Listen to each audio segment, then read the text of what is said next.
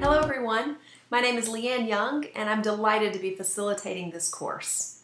In this module, we'll be considering new visions for inclusion of students who have IEPs in the general education curriculum.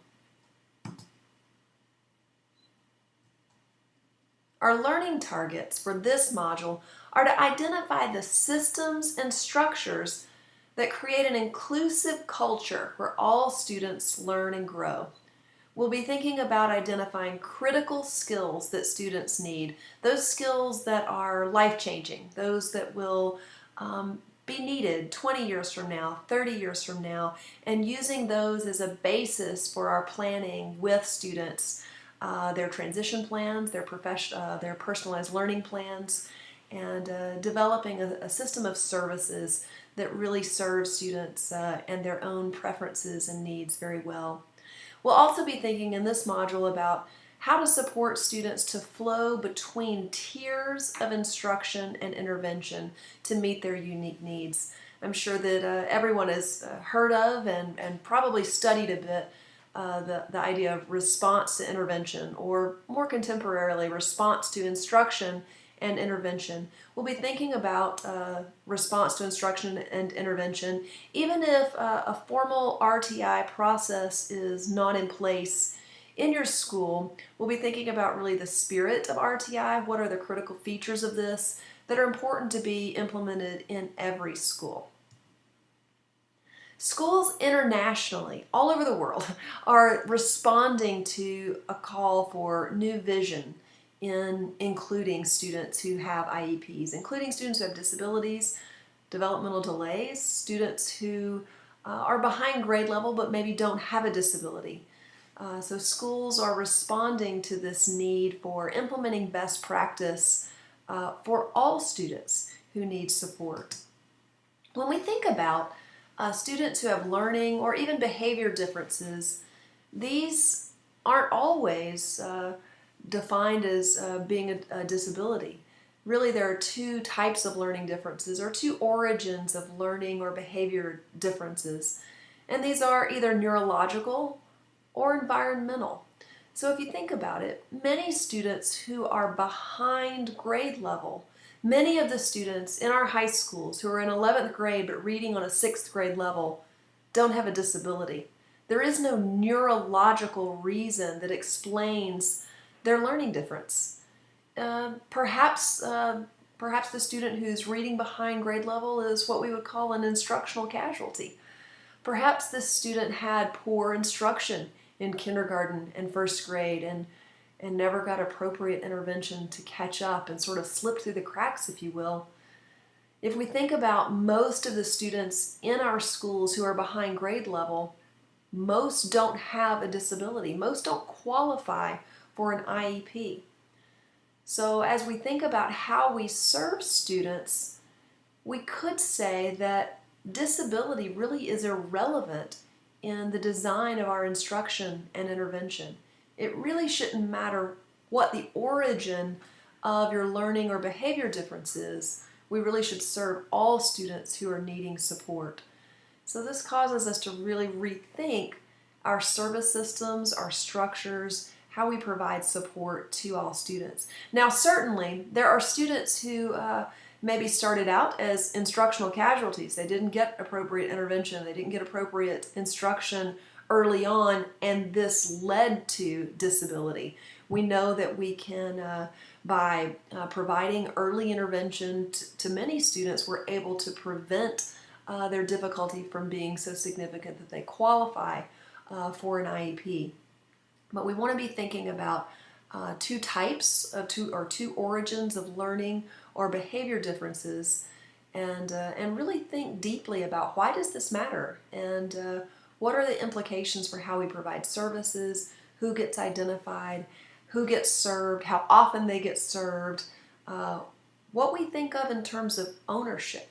Whose kids are the kids who have disabilities? Whose kids are the kids who don't have disabilities, who don't have an IEP in terms of general and special education? So we're going to be thinking deeply about that and uncovering some new approaches for how we serve all students. So for all of these students, whether students have a disability or don't have a disability, how do we support all learners so they can all succeed? And really the idea here is that we need to pick critical skills, the most important skills.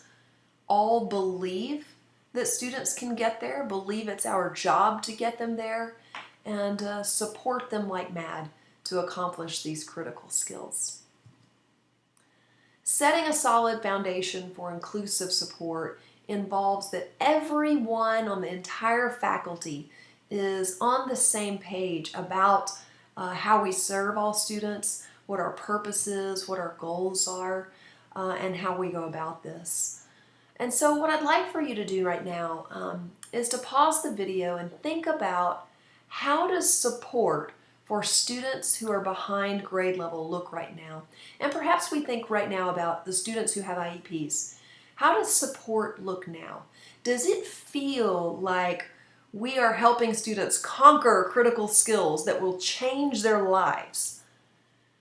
Or does it sometimes feel more like this? Does it feel like we're trying to help them not drown? And I'll give you an example. So for the student who I mentioned in 11th grade is reading on a 6th grade level, does it feel like we are spending significant and sufficient amounts of time each week delivering evidence-based reading intervention programs to that student to catch that student up so that there's a ripple effect and they're able to be on grade level or closer to grade level in all subject areas? Or does support feel more like this student is put into a class or scheduled into a class where they get help with homework, they get help with assignments to keep them from drowning? So the student is having difficulty with a language arts assignment. The student in the language arts assignment go to learning support or resource room where the teacher works to help everybody who's behind on their assignments so that the assignment can be good enough, go back to the language arts class, and the student can get a high enough grade to feel like they've done better, to feel like they've learned. Does it ever feel like this? Does it ever feel like we have pressure to help students pass, and thus we can't get to maybe the most important, the most critical skills that students are needing? So pause the video for a bit now and reflect on how students you serve. How does it feel? Does it feel like we're conquering a mountain? We're able to implement evidence-based intervention programs to help students reach their goals on critical skills? Or does it feel like we sometimes drag students through assignments to help them not drown? All right, so I hope you had some time to reflect on the way that support feels now. What I'd like for us to do now is to really think about critical skills, what these are. Critical skills are those skills that reach across the curriculum.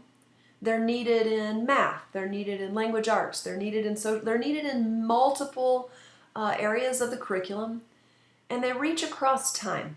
Something that's needed 10 years from now, 20 years from now. We're in the business of changing kids' lives. That's our job. And we're in the business of preparing them for life. And so we want to, when we're focusing on support, what do we spend our time on? How do we spend the valuable resource of a special education teacher or other specialist? We want to make sure that those people are spending their resources, we're spending that resource on supporting students on critical skills. And arguably it's what we should be spending most of our time on in the general curriculum. So we want to be supporting students to really achieve critical skills. When I think about critical skills, I often give the example, my son, when he was in chemistry, he was having to memorize the first 2 rows of the periodic table of elements. He was having trouble with this. And I remember telling Spencer, it's okay, you know, I can help you with some strategies for how to memorize, but really this task shouldn't be confused with that skill. You can go your whole life and not know the first two rows of the periodic table of elements, and probably most of you do, except for the chemistry teachers out there, and you're fine. But the critical skill of being able to memorize, having working memory, these are important skills to have. But we want to be spending our time on the skills and really focusing on the skills, not the tasks. This is a really important point that I want all general educators, all special educators to really reflect on. Helping a student complete an assignment is not the same as intervention. It's not the same as teaching a critical skill. So we don't want to kind of use the old-fashioned model of inclusion and special education and say, well, students who have disabilities belong to special educators, and if a student in my class who has an IEP is struggling with an assignment or a task, they go to that person for help with that task. That's really the older model. That's not consistent with the newer vision of all students belong to all of us, and that if a student's having trouble with a task in my class, I, as the general educator, help the student with that task. And it is the special educators or the specialist job to really provide evidence-based intervention or support within the general education class the ability for that student to gain intervention on a critical skill. So helping a student through an assignment, that's not intervention. It's not the same as teaching a critical skill, and it's really not the way we should be investing our valuable resource of special educators and specialists. What we want to do now is really think about whatever your class is, whatever class you teach, if you're a general educator, what's so important about your class? So pause this video and think about what is so important about my class that students need that 10 years from now, 20 years from now, when they're middle-aged. This skill that I teach students in my class that's what's so important about my class. All right, so hopefully you had a chance to think about what is really important about your class, and you know, before those of you who teach calculus or some of the subjects that people argue sometimes are not needed later in life feel threatened, I'd like to argue that calculus was pretty important for me, even though I don't use the procedures for calculus on a daily basis now, ever. I never used them. But I learned some skills, or I honed some skills, I developed skills, solidified skills in calculus that are really important and that I use every single day. First, I learned persistence. I learned to persist when something was really hard. That built confidence. It built my ability to see that I can persist and have a positive outcome. I learned to learn procedures that I can implement, even though I don't use those particular procedures any longer. So these skills of persistence and skills of learning to learn procedures and persist in the face of something difficult is really important, and something I took from calculus. In fact, persistence, or in early childhood, it's called mastery motivation. When you persist in the face of something difficult, we call it persistence. General public calls it persistence. This is really one of the most important skills that students can have. You know, when you think about it, when you think about your class right now, the classes that you teach, those students who persist when the going gets tough are the students who are going to be successful. We need to teach persistence. We need to teach mastery motivation and have assessment practices and instructional practices that facilitate this, especially for students who have disabilities and other students who have not always had success, whose persistence hasn't always been rewarded with a positive outcome. This is as important of what we teach as any of the content we teach. This is as important. So we want to be identifying what are these critical skills. Are we intentionally teaching these in our classes? Are we measuring these? Are we measuring the critical skills in our classes? Certainly with Vermont's move to proficiency-based graduation requirements, we are on the right track. This is a perfect example of a move toward measuring and attending to critical skills and intentionally teaching those. This is really consistent with this new vision of inclusion. So just to take it a bit farther, anybody know what this is?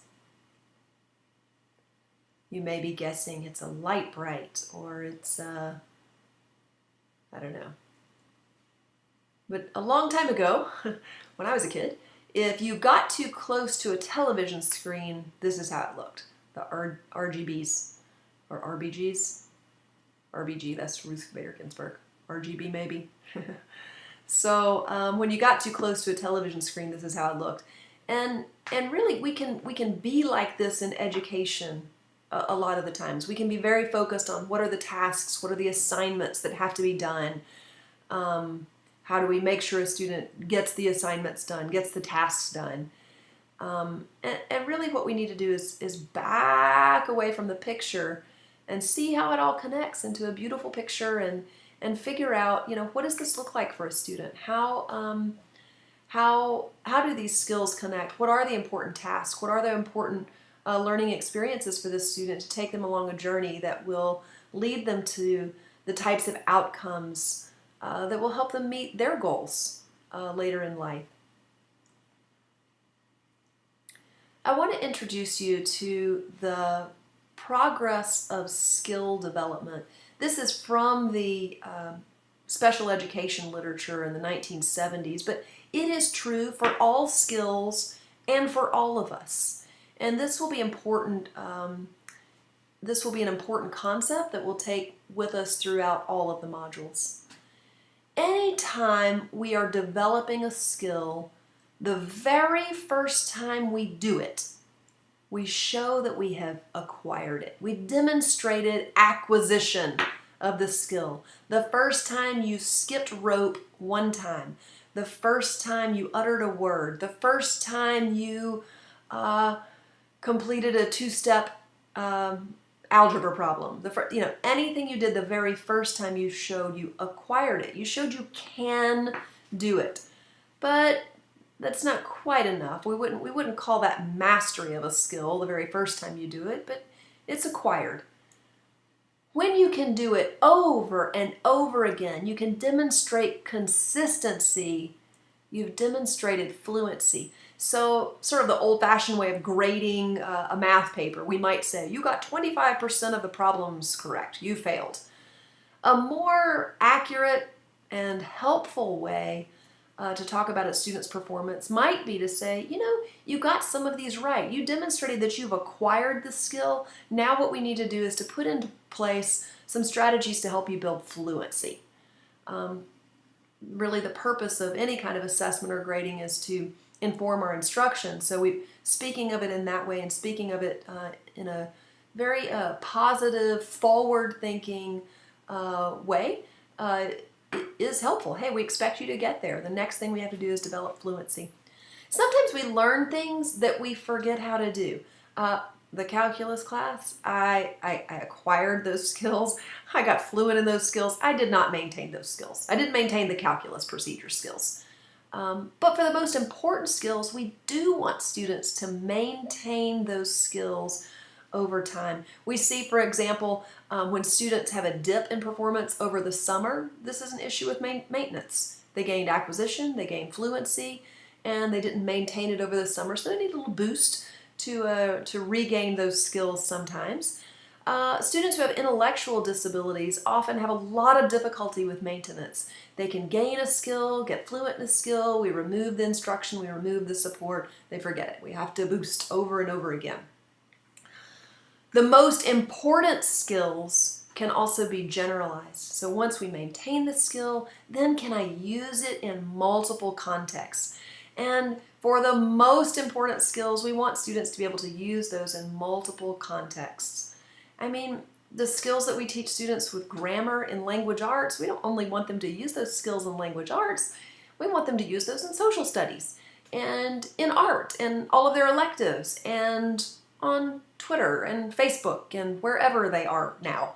We want them to be able to use those skills everywhere they are. So as we think about how do we identify critical skills where we want to support students, we want to think about those that need developing all the way to generalization. That's where we want to put most of our effort.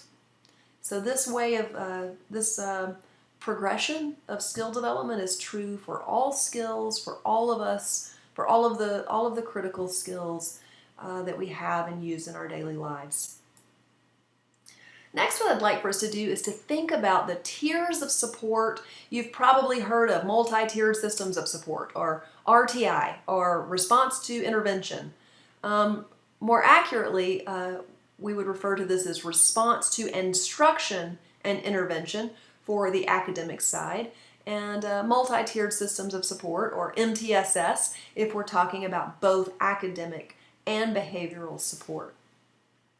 So in an RTI or MTSS model, Tier 1 is what all students get. Now there are a lot of books out there on RTI, and quite frankly, when RTI hit the IDEA legislation in 2004 and the reauthorization, a lot of people got on the RTI bandwagon and decided to write and speak and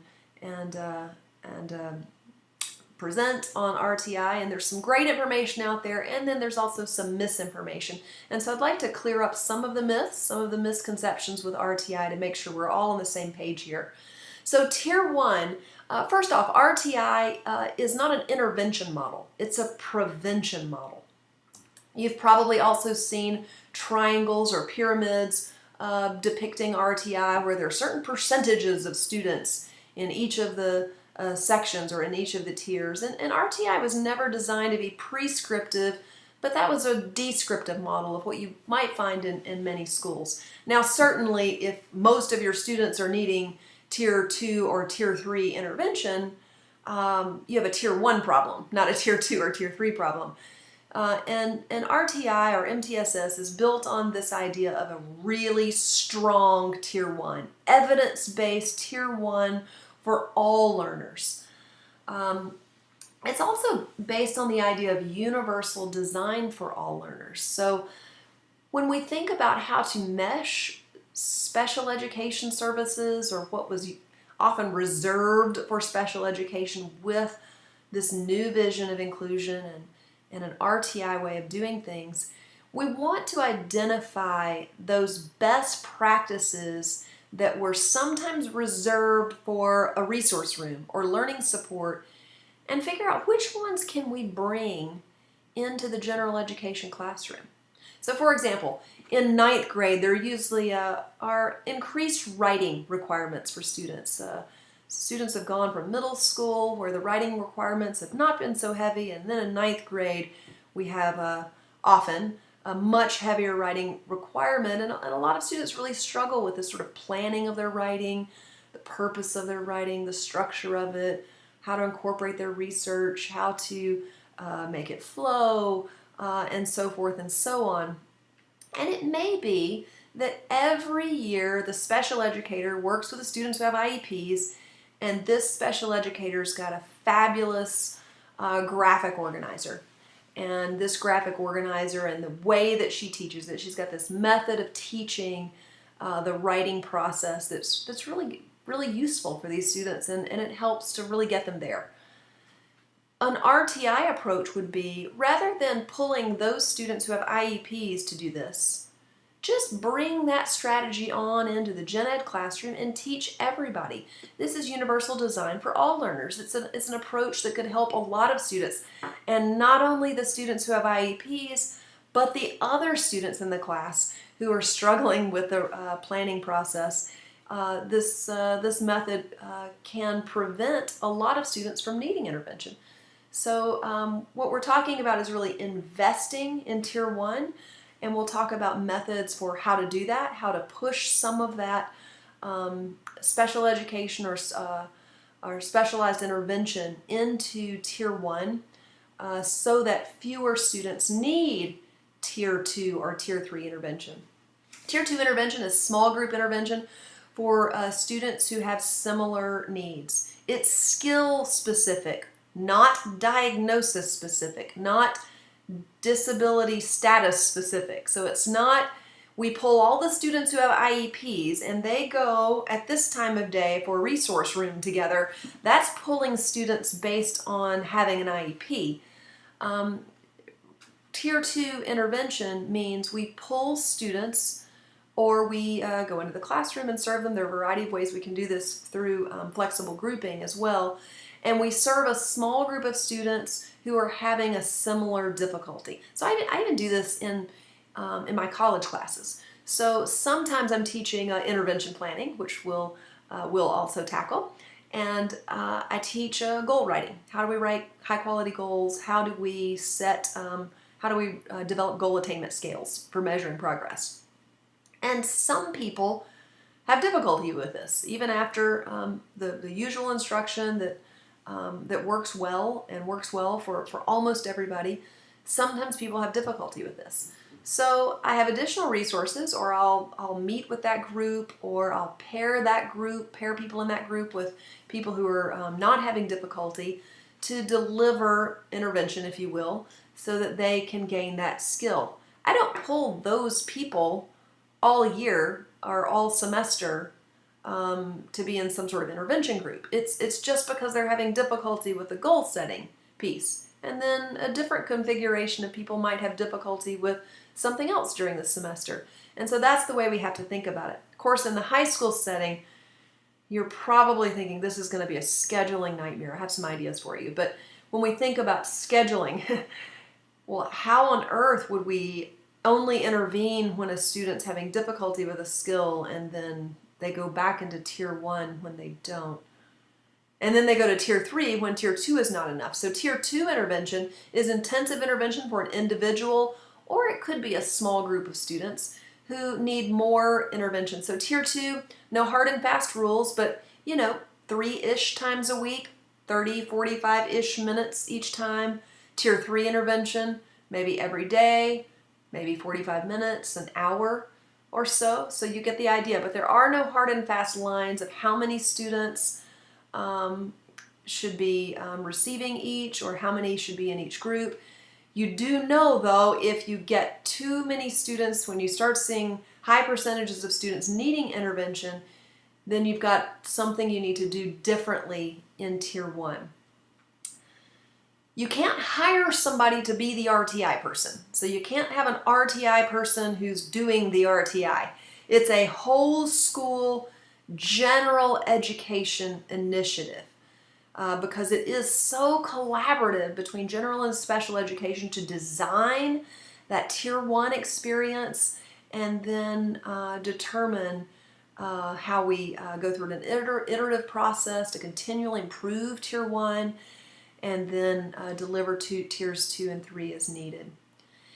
This is a common misconception. I've seen this in more than one book and article, but Tier 3 is not special education. Just because a student needs intensive intervention and intervention every day doesn't mean that student has a disability. Now, if a student needs intensive intervention every day for many years, now you may be onto something. But if a student needs intensive intervention, that doesn't imply that the student has a neurological difference or a neurological origin to their learning or behavior difference. It just applies the student's behind and needs support. And similarly, many students who need support, many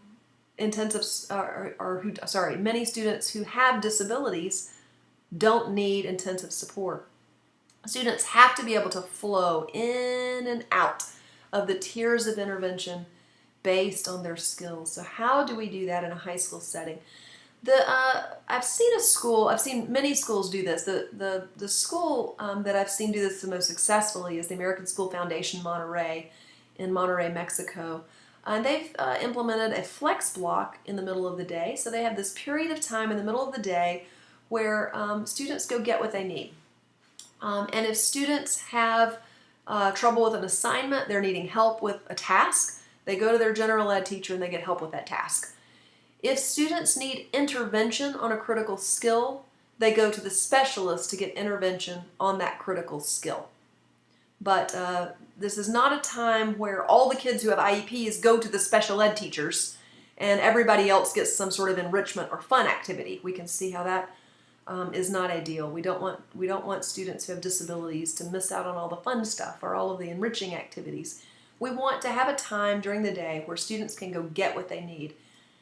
Yes, this does mean students have to learn the skill of managing their time, managing their resources, knowing how to go get what they need, knowing how to advocate what they need, and this becomes a part of what we have to teach.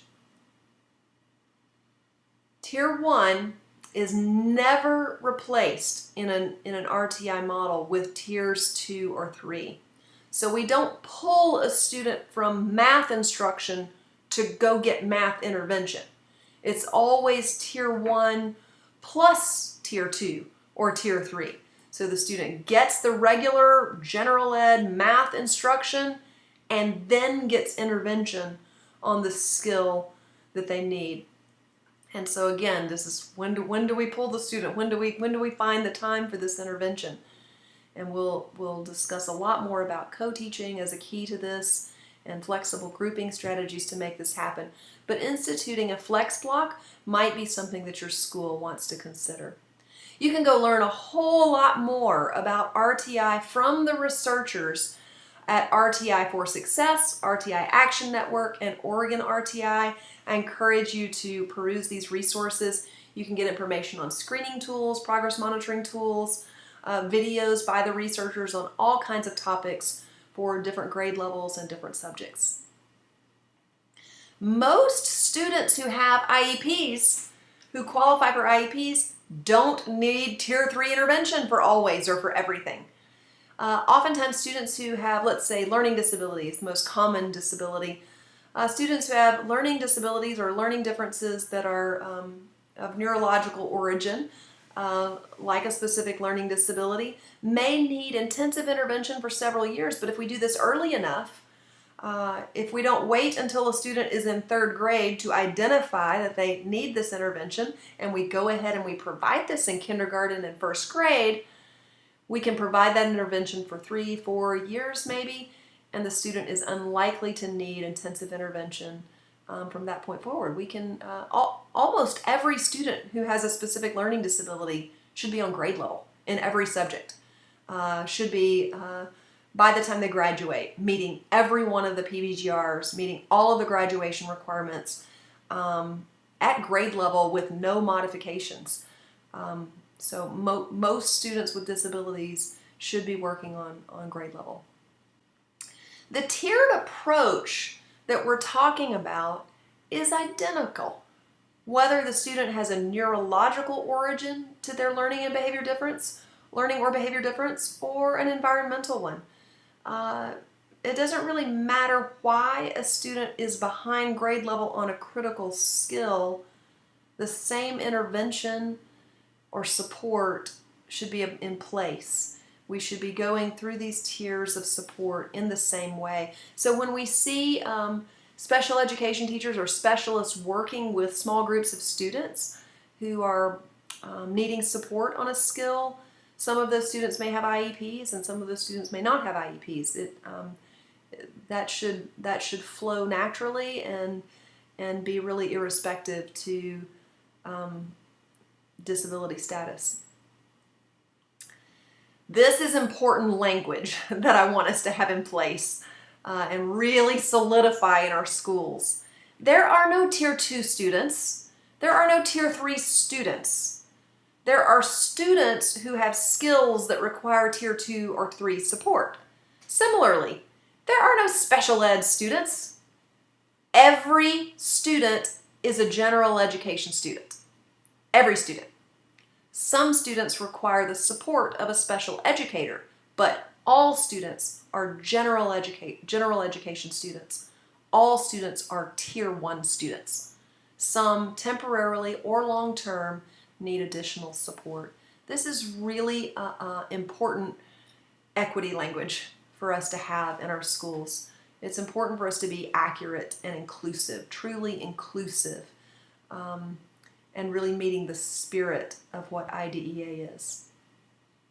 The tiers that we put into place, they should build skills. They should help us conquer a mountain, not mask difficulties by helping students tread water. We want to spend that tier 2 time or tier 3 time, any of the time we're pulling students, we want that to really be focused on teaching critical skills via tasks or exercises or learning experiences that are perfectly designed for that student, that are perfectly appropriate for that student.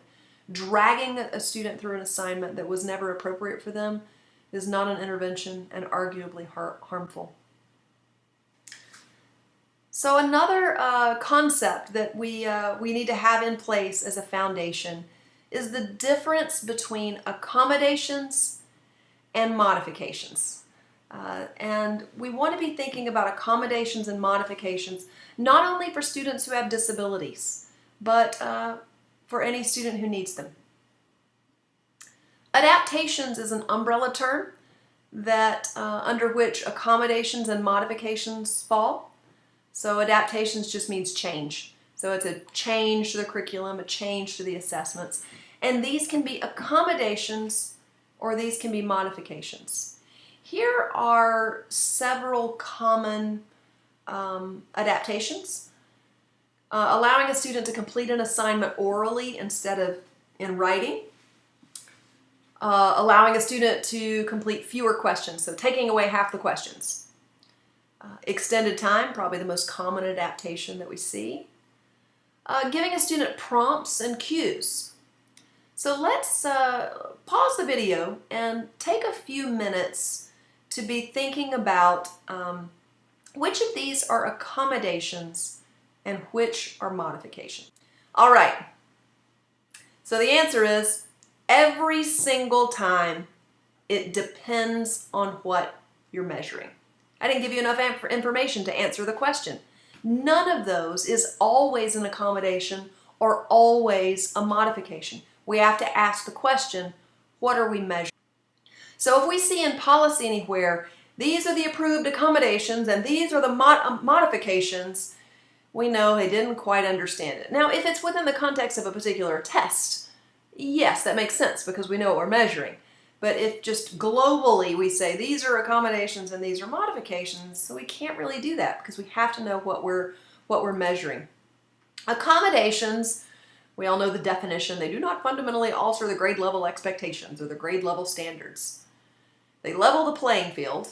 Another way to think about it, accommodations are support for one skill when you're measuring a different skill. So allowing a student to complete a social studies test orally would be an accommodation because we're measuring some social studies skills. We're not measuring writing skills. That's a different skill. You get to wear your glasses during a driver's exam, I hope, because it's support of your vision. We're measuring your driving skills. Modifications are different. They fundamentally alter the standard. They change the game. Modifications are support for the very skill that you are measuring. So let's think about this. Extended time is often an accommodation. In fact, it's almost always an accommodation because we're almost never measuring rate or speed. So if you're not measuring rate or speed, extended time is an accommodation. Completing an assignment orally is an accommodation as long as you're not measuring writing skills. Fewer questions can actually be an accommodation, but 2 criteria have to be met for this to be an accommodation. Fewer questions, this is an accommodation if all of the questions are measuring the same skill and all of the questions are of comparable difficulty. So if you're giving 50, 4-digit multiplication problems and you take away half of the questions for a student who maybe has difficulty with stamina, or a student who does have a dyscalculia, so it takes the student longer perhaps to do the problems. You haven't made it easier, you've just made it shorter. The problems weren't easier, it was just fewer of them. So it functions very much like extended time. Prompts and cues are accommodations as long as you are prompting and cueing something other than what you're measuring. So if you're helping a student organize their writing, use correct grammar, with spelling on a science project, then that's support for one skill when you're measuring another. This can also be behavioral. So if you're prompting a student to stay engaged, to stay on task, but you're measuring something else, that's an accommodation. Extended time would be a modification if you're measuring rate or speed. We do this in early childhood a lot with reading fluency, math automaticity. Physical education teachers do this. We used to do this with typing, not so much anymore. But if we're measuring rate or speed, then extended time is a modification. I do want to be clear though that ACTs, SATs, other standardized exams that are timed, that doesn't mean that the skill they're measuring is speed. Okay, so that's why extended time can happen on an SAT, because extended time, because rate or speed is not actually what's being measured. Those are timed so that students have a, so we can compare students so they have the same experience. So for a student whose speed is compromised, allowing extended time, we're doing our best guess at a comparable amount of time for that student. Completing an assignment orally is a modification if part of what we're measuring is writing skills. Fewer questions is a modification if we take away the harder questions. Similarly, if you're using a multiple choice test and you take away some of the distractors, so on the test there's A through D as a possibility for each question, and for the change, the adaptation you're making is to just give A and B for students who are needing that support. That's a modification, because if it's graded in the traditional way of marking how many items a student got right, you've increased the probability of a correct guess. So that is a modification. Prompts and cues are a modification when we're prompting and cueing what it is we're measuring. So back to that example of that language arts test or language arts task. So the task, the paper, and the student were sent to learning support. The special education teacher or resource teacher helps the student choose the topic, do the research, prompts the student all throughout the entire project. Then the student gets a higher grade, but guess what? We've modified it. That is a modification because you have prompted the student on the skill that's being taught and measured. So we want to think about that. Do we ever make accidental modifications? We didn't mean to, but we provided a lot of support. We provided so much support that we actually modified what we were measuring for this student. We don't want to do that. We don't want to provide accidental modifications. We want to provide intentional modifications when they're needed. And we don't want to provide them when they're not needed. Better to provide an intervention in the case of the language arts paper. And this is the kind of final thought that I'll leave you for this video.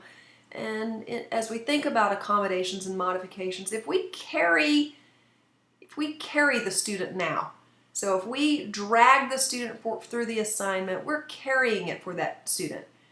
And the student will appear to succeed, but not really learn it. If instead we teach the student the skill, that student may appear to struggle. That student it may be obvious that the student is not on grade level right now. But hopefully we're teaching the student critical skills that will help that student succeed.